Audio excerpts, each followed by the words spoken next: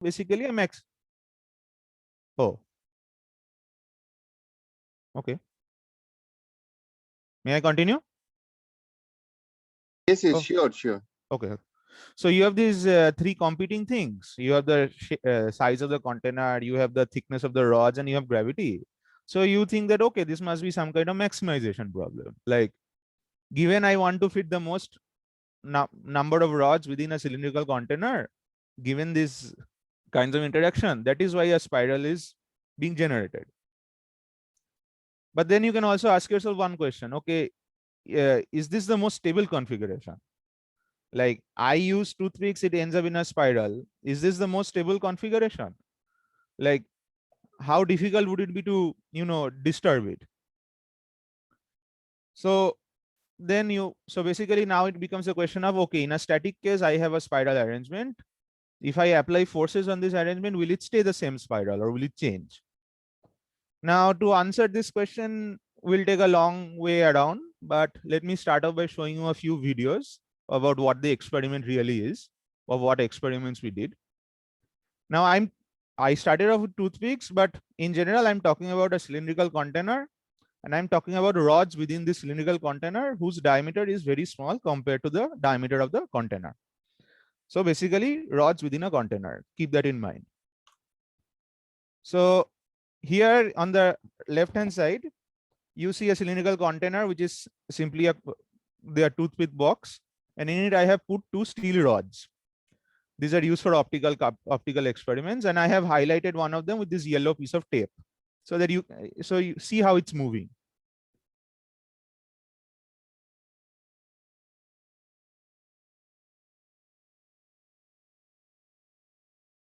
So this white thing you're looking at is an electromagnetic shaker, which is moving this black platform, whose frequency and amplitude I can control. Now, with sufficient enough of this frequency and amplitude, you see that this two particles starts to rotate and it doesn't need anything else. You're applying vertical oscillations, but you're getting a rotational current. Now, this current is also present Sorry, in the, Satyanu. yeah. Is this a vertical oscillation or horizontal oscillation you are giving? You are shaking vertical as in this. This is vertical. So this is, the angle is very weird. I'm looking at a top-down angle. Achha, achha. Okay. So this is moving in the z direction, and the particles are moving in the xy direction. And then you're shaking in xy direction, right? No, z direction. So it is being up and down like that. So the black platform on which this container is sitting, it is moving in the z direction in a sinusoidal manner. Oh, okay.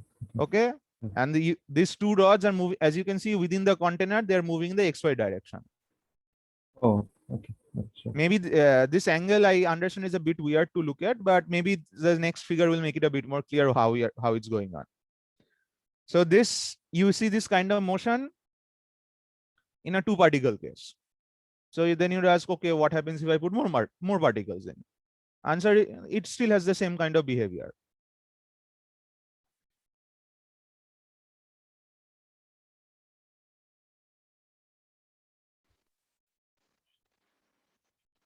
Here you look at one thing. These nails are pointing, all of them are pointing in a certain direction. They are pointing in this case to the left, and along this container, everything is moving clockwise. So whichever direction this nail is pointing in is giving a overall handedness to this collection of particles. That means for every system, this twist is dictating the direction in which this particles are going to rotate. Hi, Satyanu, this is Umesh. Yes, go ahead. Yeah. So what happens when you have just one rod? Good question. Good. I'll come to that. But again, as Umesh has pointed out, I have not told you what happens if I have one particle.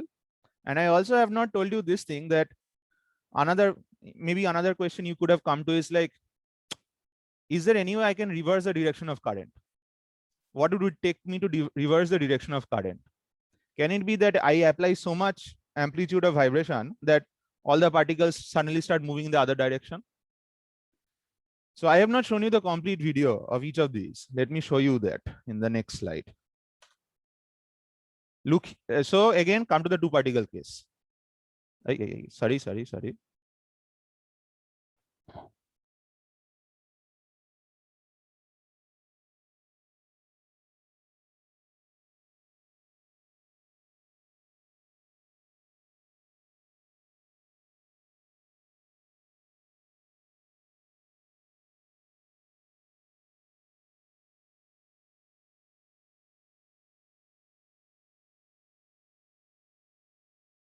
Good. So in a two particle, you saw that if I removed one particle, if I kept only one particle, there's hardly any motion. We have done long time averages, and I'll show you a data set, which basically shows you that there is no current if there is only one single particle. 1 minute, there seems to be questions. Oh, acha, theek hai. Okay, so from here we realize that the motion is basically generated when two particles are hitting each other. So now you start to have ideas about what would happen to the motion as you add more particles. So if two particles move at some speed, if I add more particles, there should be more collisions and the speed should pick up. That you naively think that. But then again, we'll come to that. If you have thought that that is correct, we'll come to that, but there is a bit more complications to that, you'll follow. But let's look at what happens if I have many particles. To change the direction of two particles, all I needed to do was take one of the rods and let it basically rise it over the other rod and put it in the other direction. So by that, I changed basically in which direction the rods are leaning. And because I've changed the direction of lean, I changed the direction of current. Now, naively, you'd say that, okay, that means for a many particle case, I have to somehow change the direction in which the nails are leaning. Let's look at that.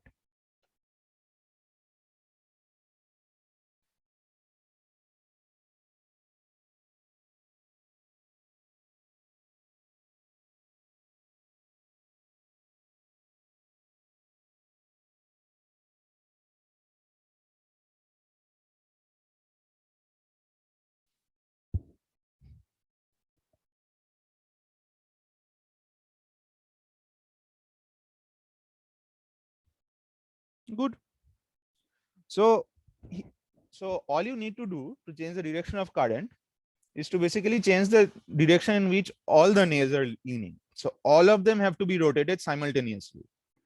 This is why in many particle cases, when we did experiments in many particle cases, we realized that no matter how strong I made the the vertical oscillations, this system would never change its direction of motion because there are so many particles, and you basically have to change the direction in which all the particles are leaning in the same time, which is not possible by this vertical oscillation. But if you were to just twist all of them globally, it's a very easy, and you can see, and as you saw that I could do it just by hand, and it hardly gave me any resistance. So this is one useful observation, and we know that this made us sure that okay, we can do very long time measurements. The current won't change by won't change direction. So we can do long time averaging of currents, and we can draw conclusions as to how the system behaves. Given this knowledge, now we can start asking, okay, this system rotates under a vertical oscillation. How do I measure this rotation? Like, what coordinates should I choose? What would be the best way to go forward? Well, let's look at this two-part. I have just taken a few pictures just to show you like what's going on. This system is extremely, so you don't particularly need anything specific to do this experiment. All you need is a cylindrical container and cylindrical rods. So here I have a couple of pencils. The two particle scenario is special because it allows us to define coordinates which are easy to work with. So here I have 4 coordinates, which are basically, you know, the base of one rod, the top of that rod, the base of the other rod, and the top of that rod.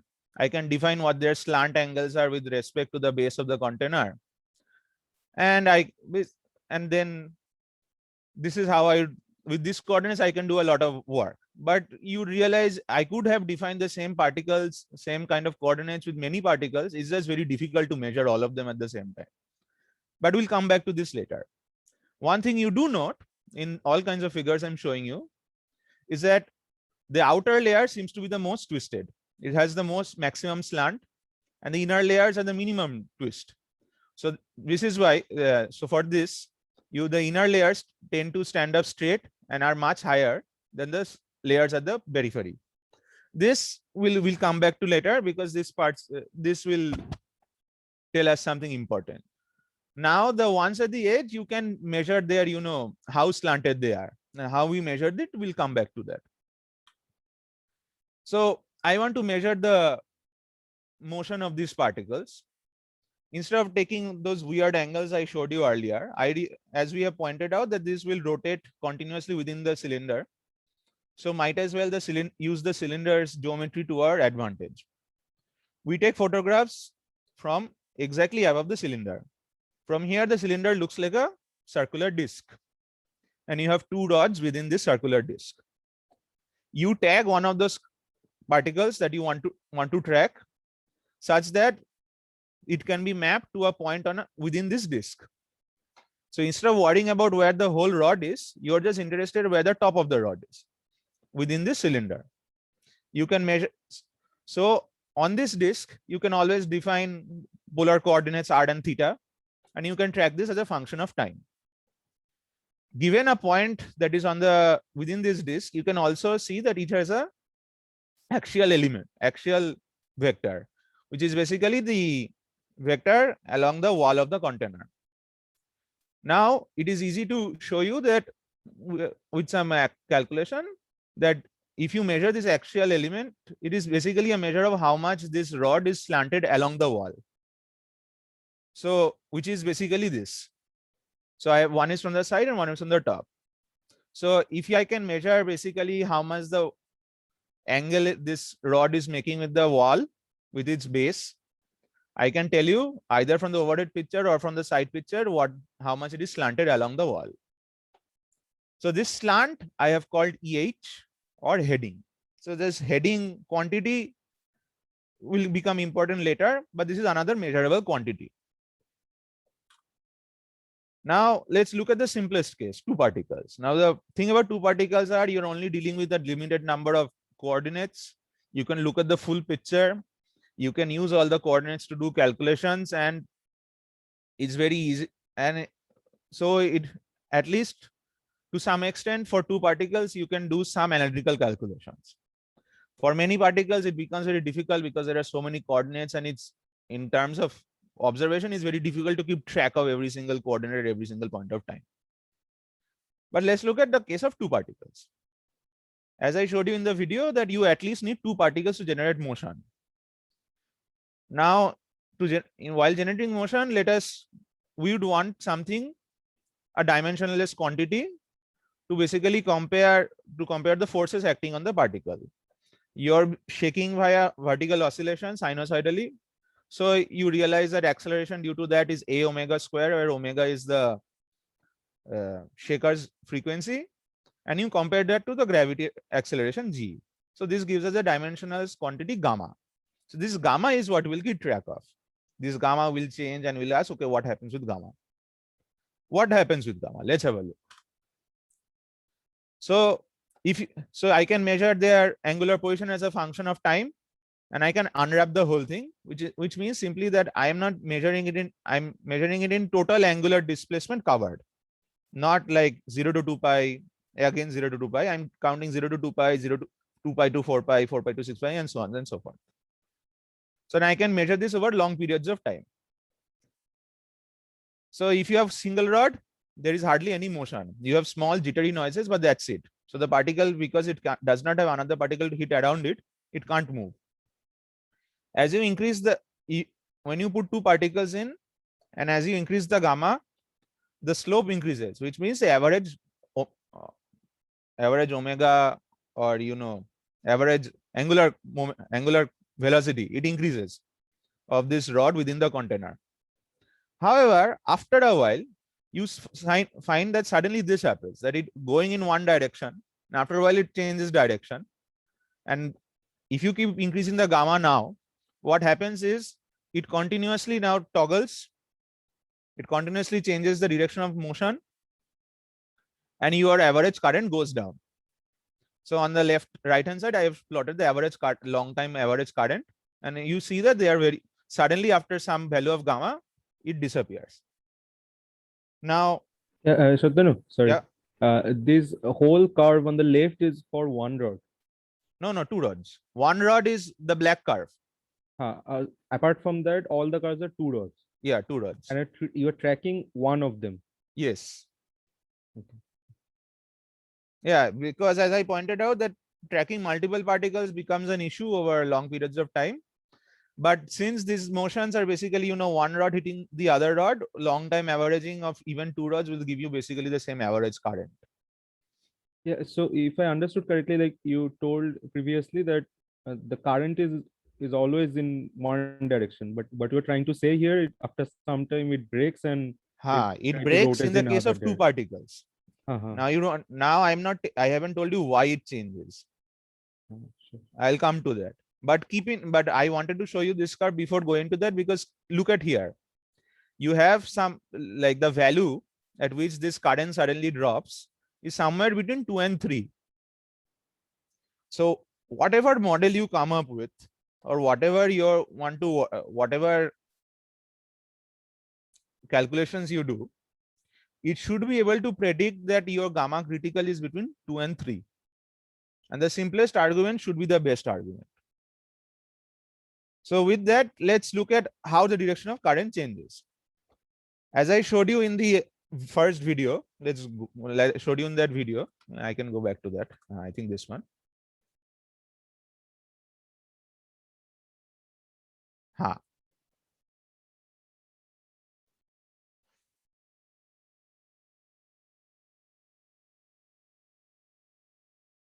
So here you saw that the easiest way to change the direction of current for two particles was that I had to raise the one rod above the other rod and basically change the direction which they're leaning. So one rod goes over the other rod, and that basically changes the direction which the twist is, and changes the direction of current. Unfortunately, I do not have a video of that over here, like of these experiments. But what happens is, if you give a very high vibrational force onto this, sometimes the particles can jump over the other particles, or they can separate during motion, and then they fall, then they again lean back on each other. But by this time, the direction in which rod was on top has now toggled. Because of this, like basically you're toggling which rod is on top and pushing against the other, your direction of current continuously changes. And you have seeing that if I put more gamma, the rate at which it toggles becomes even more. So the simplest argument, so if I wanted to like guess what the value of gamma was, I'd say that, okay, tell me how much potential, how much energy my shaker is giving to these rods, and tell me how much energy it would cost me to basically raise one rod over the other rod. So again, these are very easily calculable things. And we found out that using this very simple argument, if your experimentally observed gamma is somewhere between 2.5 and 2.8, and that calculated value came to somewhere like 2.6. It is a very simple and like crude calculation, but it predicts very easily like where critical gamma should be. So we thought that fine, for two rods we can go about this. We have very simple arguments for what's happening here. We should look at it in a little bit more detail. Now, for so long I've been talking about the direction of motion as this, in direction in which this is twisted. So there should be a better term to this. So a better way to define this would be handedness. Like, is it? And then you'd have to ask, like, what is handedness? How do I define it? For at least for two particles, how am I defining it? Now we work in the backward direction. We knew the direction in which it rotated. We knew what was forcing this rotation. So from that we could define a handedness in this problem. So again, let's look at this pencil structure. So in this diagram, this pencil, the one with the top on the left, is slightly above the other pencil. So this, if you look, so because of gravity, basically one is slightly above the other one at the point of contact. We realize that the simplest way to measure, the handedness is to see that, okay, this rod is on the top. This rod is slightly above the other rod at the point of contacts, and it's going to push the other rod in that direction. And we have seen that this moves in this kind of direction. So this would be from the top clockwise. And then we found out that the simplest definition of this is basically, I take the first rod, it's pointing in one direction. The other rod is pointing the other direction. In which direction should I rotate basically to go to the other rod? And we see here that you have to rotate in the clockwise direction, something like this.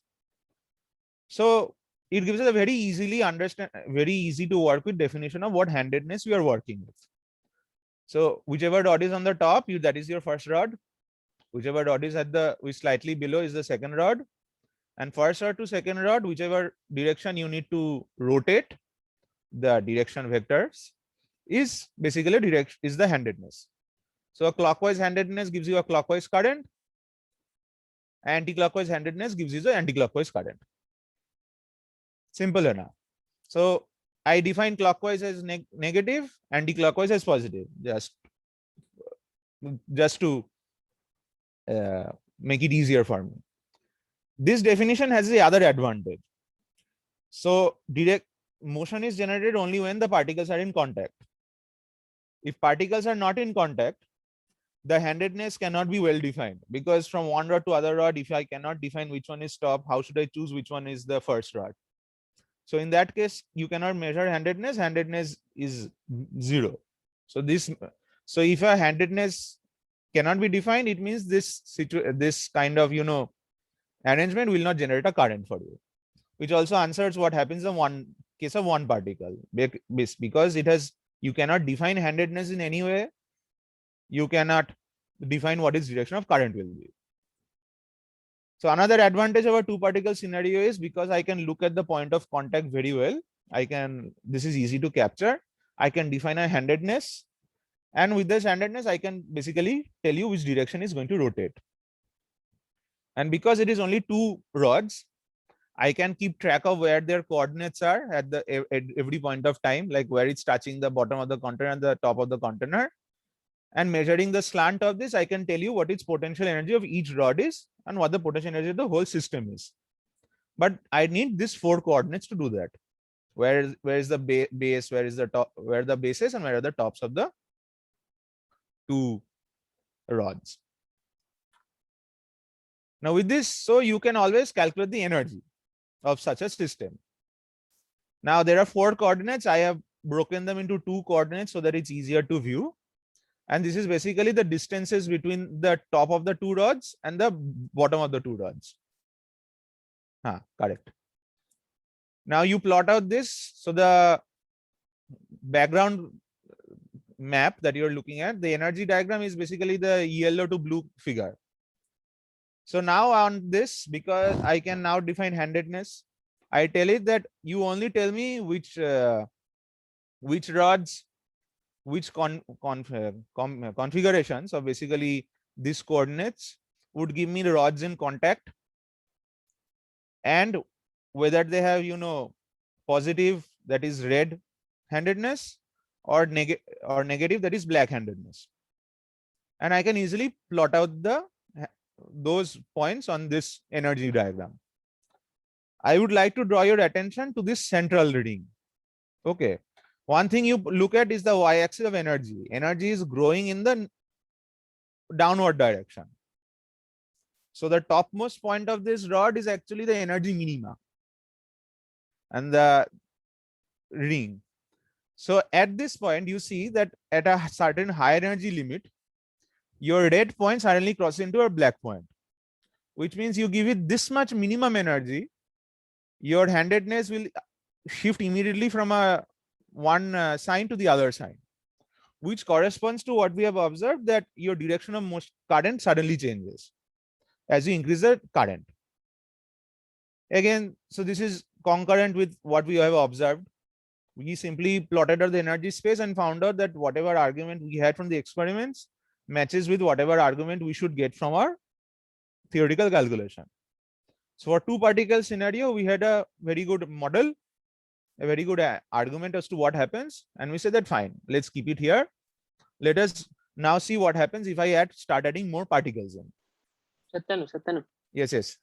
So if we go around this axis where there are red, black, and then there are again red along this axis. So I'm only talking about the central ring. Okay.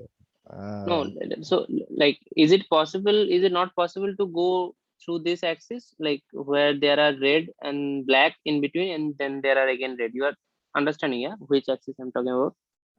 No. Just below the ring, let's say in the left side you have red, then in the middle you have black, and then again no. in the right you have red. These are the I don't think so, because that would not be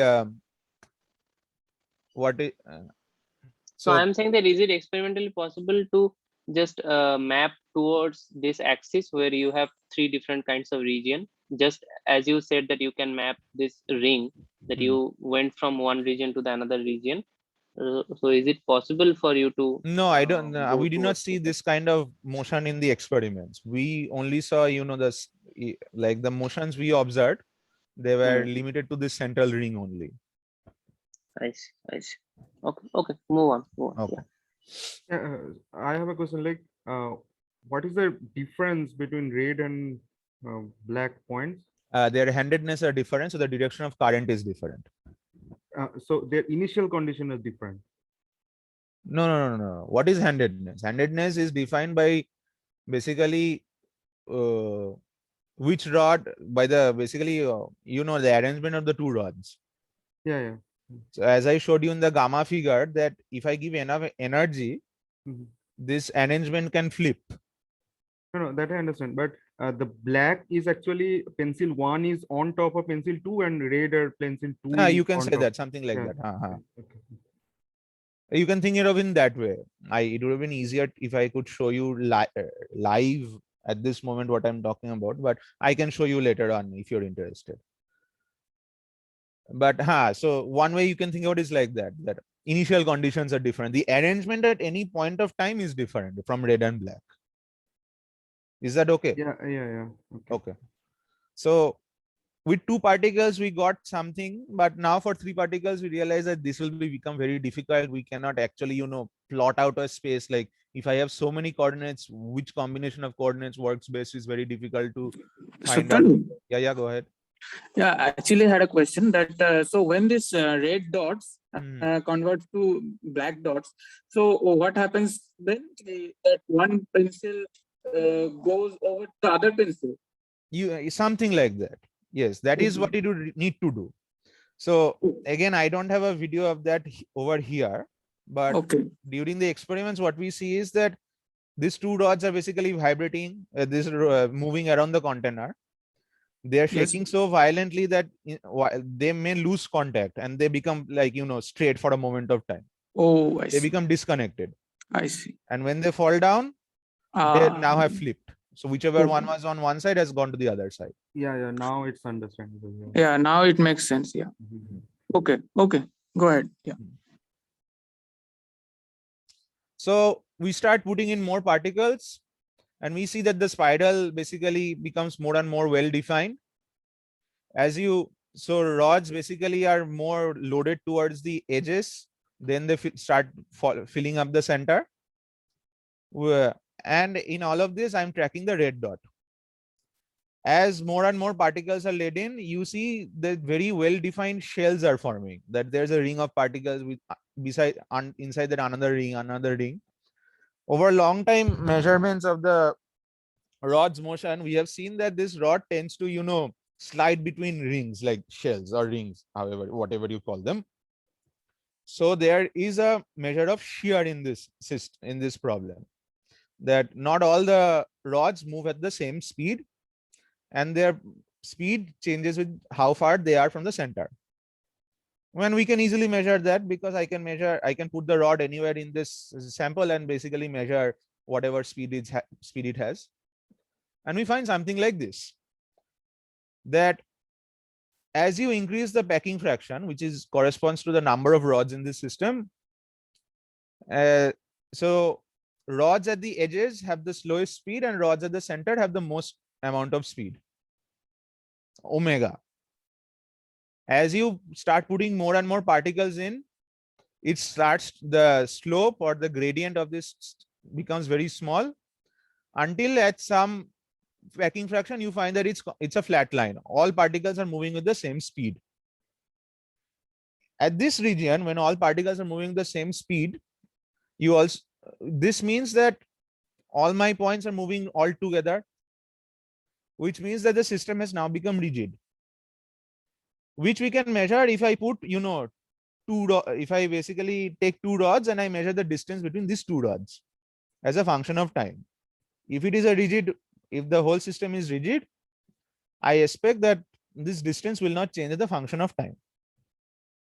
Now we have done that as well, but I'll come back to that after a while. Let me see what the next slide is. So for the sake of all measurements from now on, when I'm talking about, the angular velocity of the system, I'll refer to the slowest angular velocity, which is the velocity of a particle if it was at the edge. So this is one declaration I have to make, because now I'm going to study, as a function of packing fraction, what their velocities are going to be, as a function of material, what their velocities are going to be, and all that. So we make this declaration that, okay, whenever I'm talking about omega, averaged omega, I'm talking about omega if the particle was at the edge of the container, because that is the slowest possible speed it moves at. So I told you that for many particles, the heading or the EH that I showed you in that figure, that is something we can easily measure. And we find that it has a correlation with basically the nature of your omega phi curve. So omega, as you put in more particles, there are more interactions, more, hits along each other. The particles hit more along with each other, and hence they move at a higher speed. As after a while, when there is so many particles, the available space reduces, they start to, slow down. This mirrors what you see if you had just measured, the heading or the basically the slant of the particle along the walls. It increases with phi, and after a while, it again drops, because basically what happens is, as you eat up more space, the particles become more straight, and because of this, they are not much twisted along the wall, and their speed also drops. So naively, you'd say that, okay, good, my heading is a good enough, explanation for the speed of the particles. But here the caveat lies with the graph I showed you before. See, if heading was the only thing important, that means straight rods would always be slower than, slanted rods. But that is not what you see when you are doing, for a given packing fraction, you're measuring all particles. Like we had seen earlier that the inner rods are always straighter than the outer rods, but the inner rods are moving faster. So the heading is not the complete picture, but it gives us an idea about what's going on in the motion. So I don't exactly at this point of time know why the central rods move faster than the outer rods, but that is an observation we keep in mind. Now, as I told you, if I want to measure rigidity, I'd measure basically what is the distance between 2 points as a function of time. Instead of, look now, because these particles move in between shells, the distances between the two particles can change as a function of time. So what I do is, over time, I measure the distance between two particles. And I say that, okay, tell me their correlation function. What is the correlation function of the distance between the two particles as a function of time? So what you do is you measure the distance as a function of time, and you do find out its autocorrelation function. That means its correlation with itself given a time lag. And this is what we found. So if I basically at lower backing fractions, the correlation dies off very fast, which means if one moves, there is no guarantee that the other will move along with it. And this guarantee is very small. As you start putting more and more particles together, you at one frequency, at one basically packing fraction, it becomes a flat. That means if one moves, the other is going to move with it. That means it has become a rigid body. So if I measure the correlation function and plot out its, and think that, okay, I'll fit it all to an exponential decay curve. So each of these give me a time scale tau. This tau should, diverge at when it becomes rigid. And this is exactly what we see. Look at the inset curve and you see that this measure of tau, which is basically over time, the time scale over which this decays, it shoots up to very large values as you come closer to the rigidity packing fraction, phi rigid, which is what we are calling it. So phi rigid is a packing fraction at which all particles are moving together, but all particles are moving. Beyond phi rigid, if I start putting a bit more particles in, at one point of time, what happens is there is no more space, all particles are jammed, and there is no motion at all. That is phi jam. So these two are different quantities. So at phi rigid, all particles move together. So the whole system moves together like one block. So this is like this is similar to a phase transition seen in many kind of rigidity mechanisms, where basically what is this showing you? This showing you that at one packing fraction, you only have 1 degree of freedom. But if you start taking away constants, suddenly the number of degree of freedoms increases. And so, this correlation time is basically the inverse of that. Now, I told you that this kind of experiment, and I also showed you a video, can be done with lots and lots of different kind of materials. So we did this for at least in this figure, we did this with this 9 materials. Actually a few kinds of materials, but 9 things.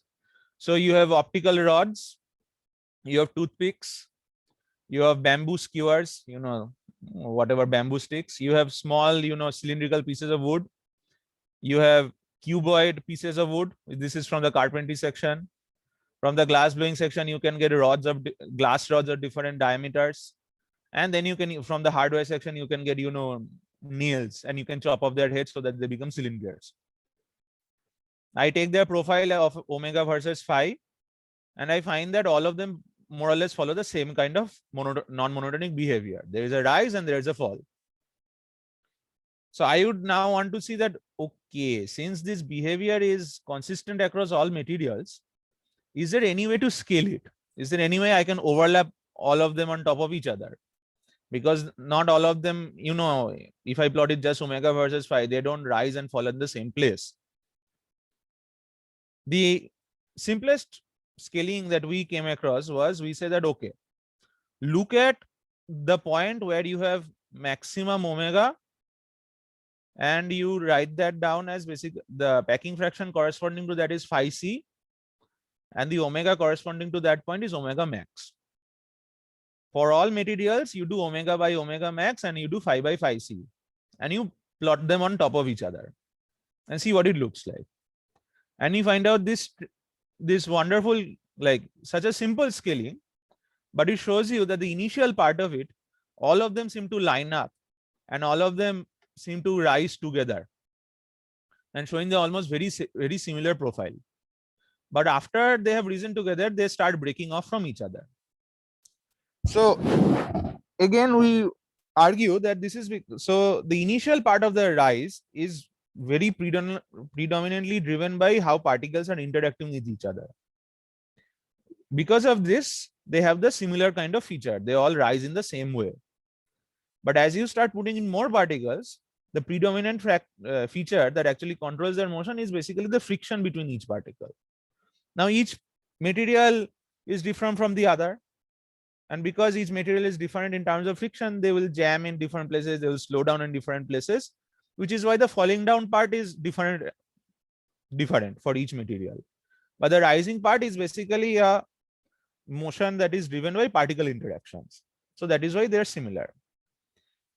One thing we noted was what this rise looks like as a function of phi. Omega by omega max is a function of phi. We found that it is very close to a power half law. That means omega is proportional to root phi.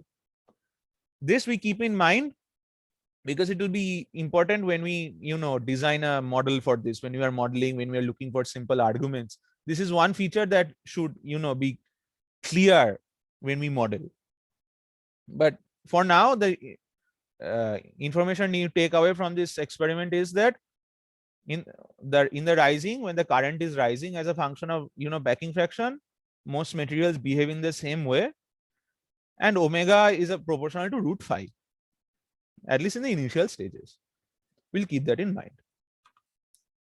Now we want to model this. The problem is that this is a very complicated thing to do by analytically do stochastic calculations of, because not all particles move together. They don't always move at the same speed. Sometimes they hop a bit more, sometimes they hop a bit less. There is not exactly, it's not in a very ordered manner. So you would say that, okay, I don't want to take the trouble, and it will be very difficult to do it by hand, do it analytically. Let me come up with a very simple simulation. So again, we use the features that we have observed in the experiment. That should drive our simulation. We have seen that two particles, they cannot overlap. So if I imagine that instead of a cylindrical container, I am modeling basically a 1D chain, 1D lattice, which is periodic across its two ends. And each of in this lattice, I can put particles in any site. One particle cannot hop above the other particle. It should, if it sees a particle in front of it, it cannot move. Now, this kind of model where you are saying that I cannot have overlapping particles, or I cannot have particles stacking up of each other, but they are moving along the lattice, is known as an ASEP, or an asymmetric exclusion principle, simple exclusion principle process. So what happens here is that exclusion, one particle cannot hop above the other or cannot overlap with another particle. Asymmetric because it's moving in only one direction. Like in our case, we saw that the particles keep moving in one direction until you make some, as long as your gamma is within a limit. So that is why we invented the ASEP model. Now we want to we should always do the simplest simulation first. But we realize that if I use a standard ASEP model where you have a linear chain of particles, where some particles can be moving with more speeds than the others, like slow and fast and slow, which is what I've written by PF and PS. The problem here that we know the results for this, what they look like. If I have a slow particle, what will happen is it will prevent faster particles from overtaking it. And you will have clusters forming. Like suddenly there's a slow particle and there's a group of fast particles that are stuck behind it. Like you're causing basically traffic jams. But in our experiment, we rarely saw this kind of traffic jams. The other problem with this simple model is that if you have slow particles, so what do we mean by slow and fast? That means you go to a site, you have a particle, green particle, it's a fast particle, and you see that the site in front of it is empty, so it can move. PF is basically a measure of the velocity at which it moves, which in terms of our simulation becomes a probability. So a fast particle has a PF probability of hopping to an empty site in front of it. A slow particle will therefore have a PS probability which is less than PF.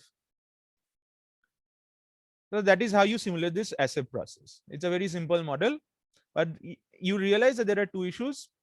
I showed you that there was shear in the problem. In a 1D model, you can never capture shear. And if you have a slow particle in a 1D model, you'll have clusters, but we don't see clusters in our motion.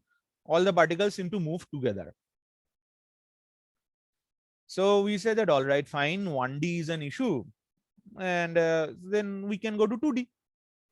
2D should make it simple, and we can put more of our features in, and we can fine tune it till we get what we want. So this is the model scheme that we came up with 2D. Like you have a 2D lattice, a particle can be, and you have fast sites and slow sites. This is like if your container, the base was not very smooth. There are, patches where a particle goes and it gets stuck.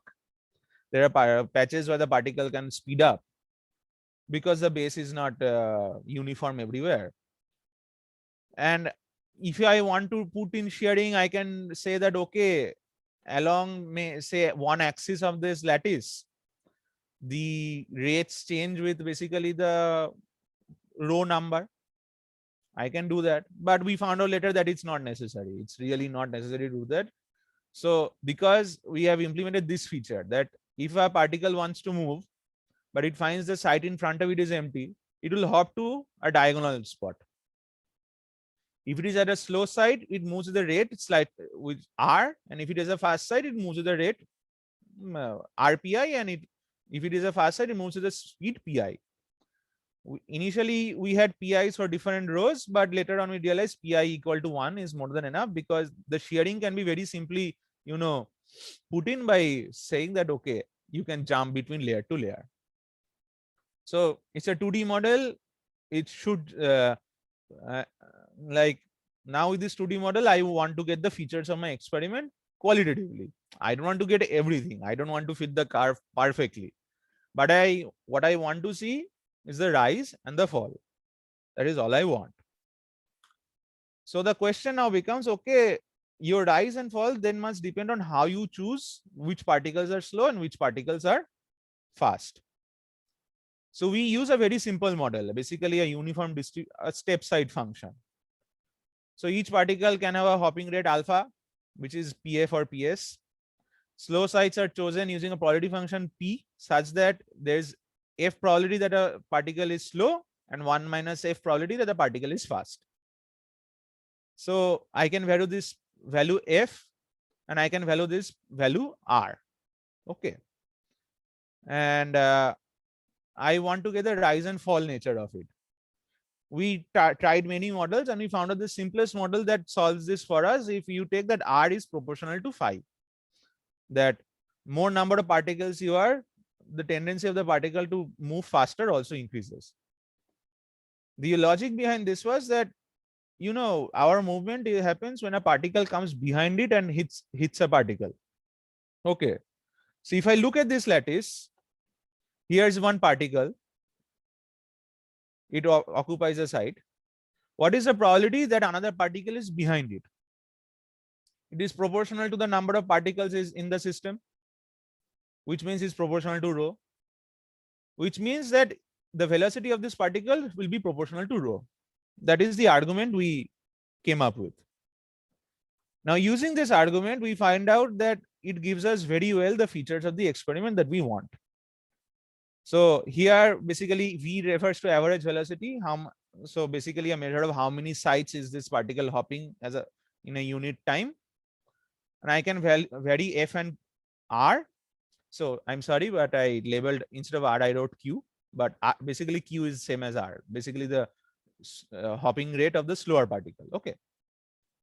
So I can vary this, and I find out that F, as long as F is somewhere between 0.5 to 0.8, that means most, like half part, like very simply, like most particles are moving, at the similar speed. You get the feature that we want, and your slow speed should be proportional to your packing fraction. You do this and you immediately get the qualitative nature of the basically experiments that we had performed. One thing I have not shown here, because it was not it did not show perfect data collapse, that if I did the same kind of scaling I did on the experiments over here, that I take the highest V, divide by basically V and phi C, all of these curves would come very close to collapsing on each other and would show that they are proportional to root phi. So this simulation, this model, it was a very crude simulation, but it could capture many of the experimental features, and it showed us a very, and it gave us a very qualitatively very good results that we can, show that, okay, this model works. It's a very simple model. We can't solve it analytically, but if anybody can go ahead with it, great. You are very welcome for you to try.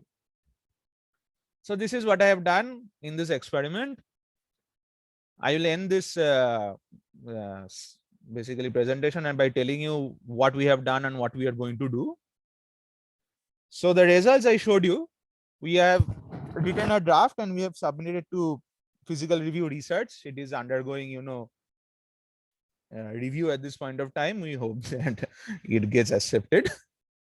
Now, this is a very simple experimental system and we can play around with it a lot. So for now, we have thought of two ideas. That what if so the particles we have worked with, they are not interacting with each other, except for, hard interaction, basically hitting against each other. What if I put some other interactive potential in there, say magnetism? I work with iron nails and I put a magnet under the shaker. Now particles are going to, be attracted to each other. How is this going to affect my data? That's a very simple question, and that is one thing we want to work on. Again, the idea will be very simple. We do the experiments, we measure the data, and if any feature pops out, we should get a very simple model out for it. That is what we want to work on. The other thing that we want to work on is the thing that I showed you, that for many particles, I can easily globally rotate, all the particles to change the handedness. So how easy is it? How much force do I need? Is this force, a function of the number of particles within this container? How is it related to the material of the container? If you can easily change the direction of the twist, but after that the particles, jam with the container. Is there any way you can use this feature as an application, like designing something new? So this is another question that we have and another direction we want to work on.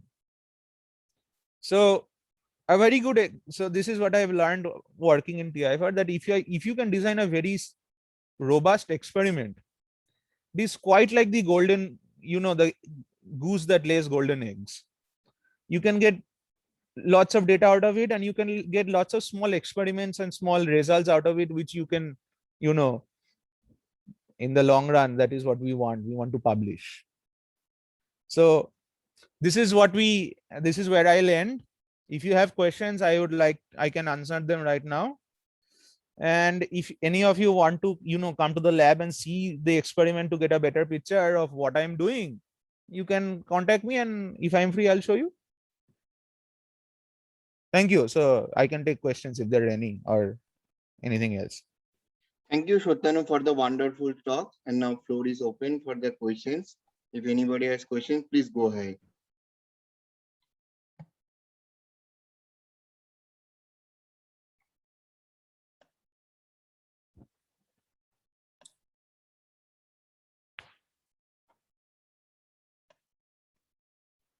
Yeah, so can you go to the last simulation you showed that? Oh, just the simulation? Yeah, just before this. Before? Yeah, the previous slide.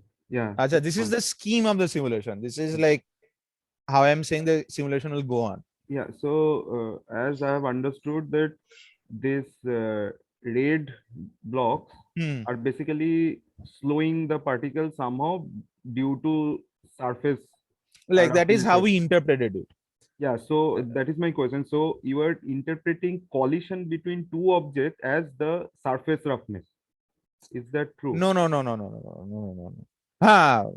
Like in the ASAP model, when an ASAP based model is basically you cannot move forward if the site in front of you is full. Right. Okay. In our experiment, there is nothing like, a site. It's a continuous space. Right. But I am making the problem much simpler by saying that no, I'll look at it in terms of sites, so that is easier for me to understand. So that is why you have a lattice. And this lattice, another thing I'm sorry if I did not mention it earlier, this lattice is, periodic in only one of its axes, not both. So this is the container, right? It's not periodic. At one side is bounded. The other side, the particle just rotates around the container. So one side is periodic, but the other side is bounded. Now, slowing and speeding up of particles, you can also interpret in this way that, all of your rods are not the same weight. They don't have the same, maybe their tips are different. Maybe how they slide along the material is different. So instead of slow sides and fast sides, you can have slow particles or, fast particles. Okay. You can have that as well. We did that kind of simulation as well, and we found out that it gives similar results. So we stuck to this model that, the surface of the container that these particles are moving on, they may not be, the same, it may not be the same roughness everywhere. So the particle can randomly, slow down and speed up. So that is how we are interpreting, slow sides and fast sides. And the side hopping is basically the shear that we observed. We're implementing that as side hopping, which is why I needed a 2D lattice. Or else, the 1D lattice, I could play around with it till I got what I wanted. But we don't get clustering. And basically, when a particle does slow down, another particle just overtakes it by side hopping. Since I wanted that feature, I put in a 2D model and I introduced side hopping in this model as well.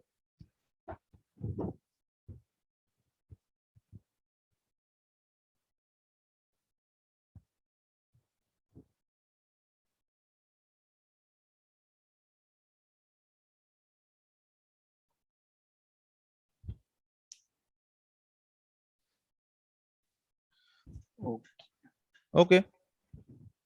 Okay. I have just two couple of queries. Just Go ahead. from yeah. Go ahead. So before that ending, that's very small question. So in case of the different size of rods that you have used, and let's say that like one case of the nail tape size at the bottom and upper is like a cylinder kind of a thing, like toothpaste. So Why this kind of a mass distribution doesn't matter at all?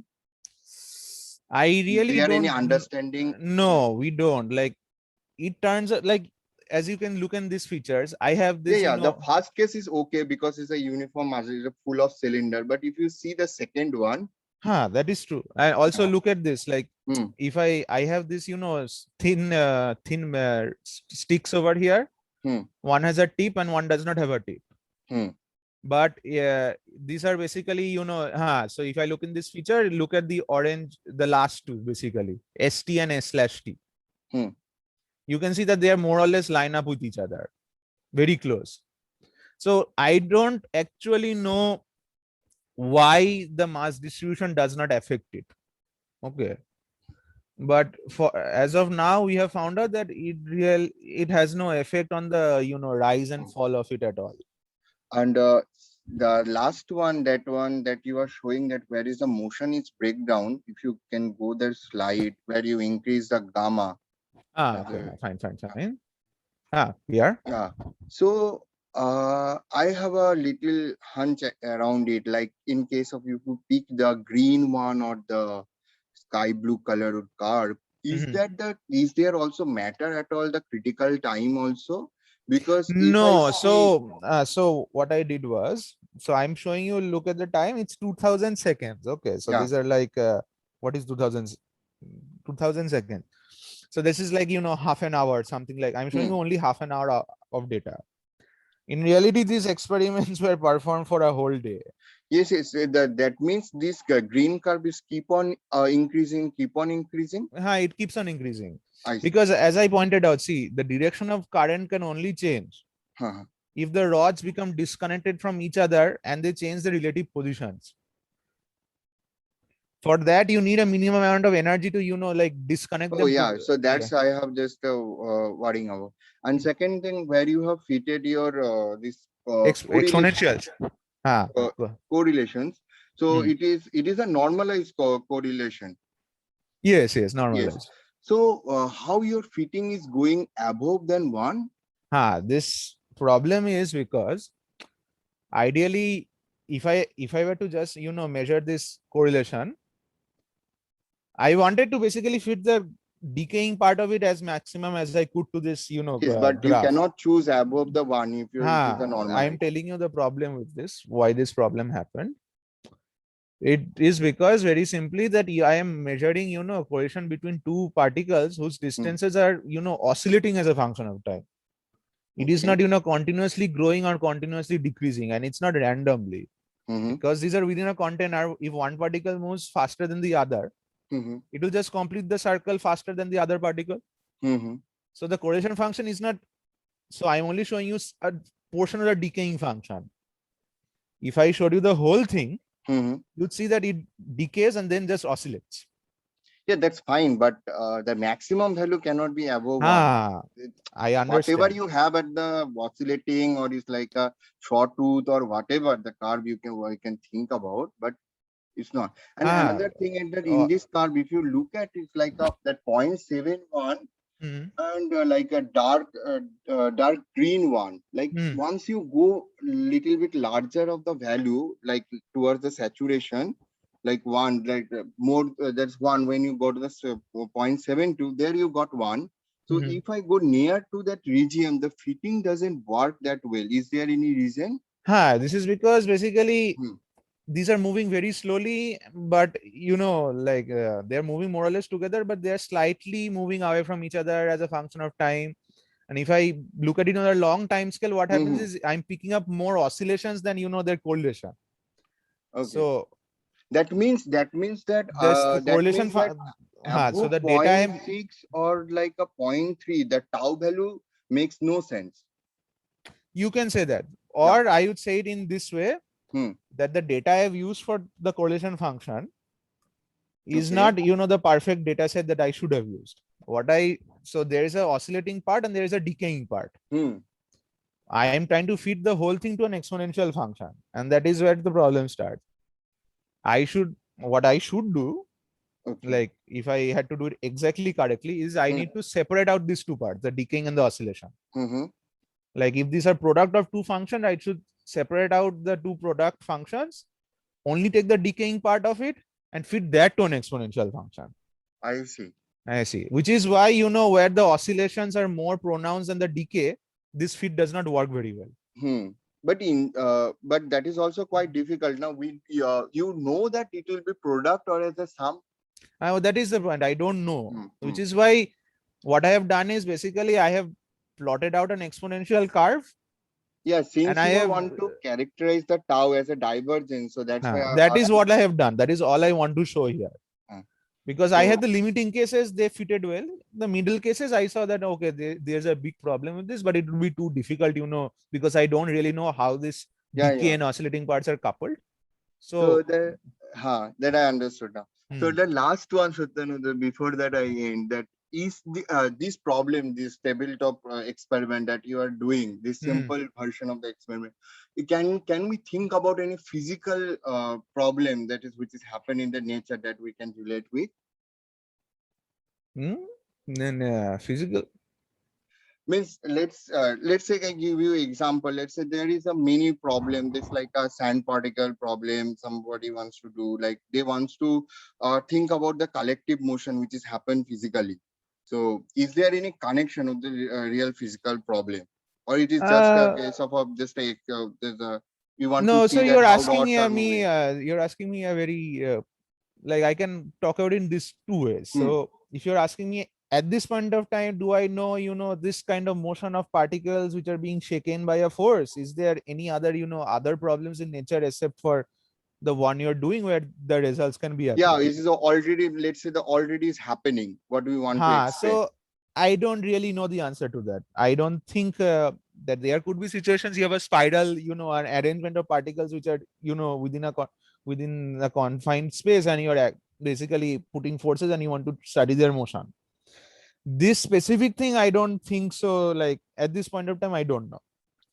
Now, the other question that you could have asked is like, as a general physics problem, where can I put this? What good is this like observations or this experiment? How can we use it more? So this simulations I showed you, these were done with a collaboration with Professor Shomik Gupta from Ramakrishna Mission. So he pointed out that this is a very good. So I'll tell you what he told me, because he gave me a good idea about what's going on. He said that what you have basically is a non-equilibrium steady state. You're continuously pumping energy in a system, so it's never actually reaching equilibrium, but it gives you steady results over long time average results that you can measure. Yes, sorry to interrupt you. Exactly, that is the concerning me when I asked you that first question, that where you break down your dynamics. So is it that at all you when the dynamics is break down, you reach your equilibrium point, and when you not reaching it, is the time is not enough to equilibrize at all? No, it's not. You're continuously putting in energy, so it will never, equilibrium. What does equilibrium in this state mean? It means that all particles will just stop moving, right? Yeah, that's why your dynamics break down when you go to the zero. That is the but equilibrium. that does not happen. It continuously moves as long as but when you go to the higher gamma, this happened. But when you lower gamma, it's at not higher gamma, motion does not stop. What happens is motion continuously changes direction. okay. Motion will stop if you go to a very high gamma. What will happen there? That the container is shaking so violently that it just throws the particles out of the container. But there is no definition of equilibrium. The particles will never stop moving if you have a force if you have a vibration applied. I see. That can only happen if you have only one rod, or your weight of the particles to the drive. This ratio is a lot high. That means there is not enough drive to move the particles. These are the two regimes. So there is no concept of a very high field. I give it a very high disturbance, but my particles are not moving. That does not happen. That only happens when you have so many particles that the system has jammed. Because of friction, they are all just stuck. So that's it. So what Professor Shomik Gupta pointed out to us was that you have very at your control a system where you can study non-equilibrium phenomena, which is very easy to set up, and which does not need a thermodynamic limit number of particles. Like I am doing with toothpicks, I can do with bigger rods. And how many particles am I working with? Somewhere between 100 to 200. And I'm drawing my conclusions from that. I am drawing my conclusion on even 2 particles. So I don't need, like large number of particles. I can do with very few. So people who are interested in non-equilibrium phenomena, if they want to like experimentally use a system that's very easy to build and very easy to study, our system can help them. I personally don't know like what problem I can map this to at this moment. But people who are working non-equilibrium stat physics, they might have better ideas. They might have better questions to ask. Then we can answer them. Yeah, that's it. If any more question, please ask. Otherwise, we can stop it here.